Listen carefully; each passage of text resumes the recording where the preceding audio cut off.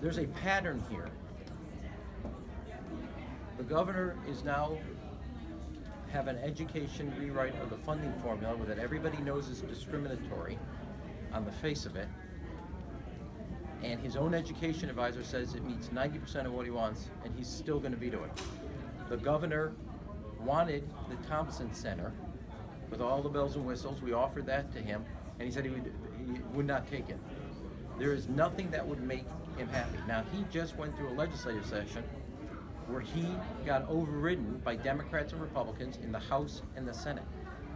It's a statement when that happens, not once, not twice, not 3 times, 4 separate times the governor was overridden. It's a statement that the Democrats and Republicans across this state, not just in Chicago, suburbs and rural, came together and said, what you're doing is out of step with where we need to go.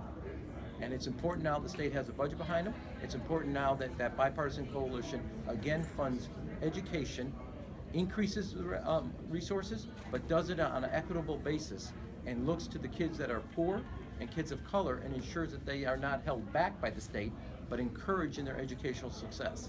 And if you look at all the data that's out there, Chicago kids are doing a tremendous job. And I just think it's weird to have nobody, which is why the Republicans, in the end of the day, realize they can't continue on the path the governor set for the state 3 years ago.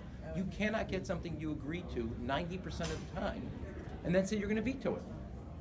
And it's a product out of the commission you asked to come together, and when it issued its report, you said this is a direct roadmap to the legislation. The legislation was drafted, Democrats and Republicans worked on it, it meets 90% of your target, and you're going to veto it? That means you're not serious about governing and leading the state forward. Mayor, Thanks, guys.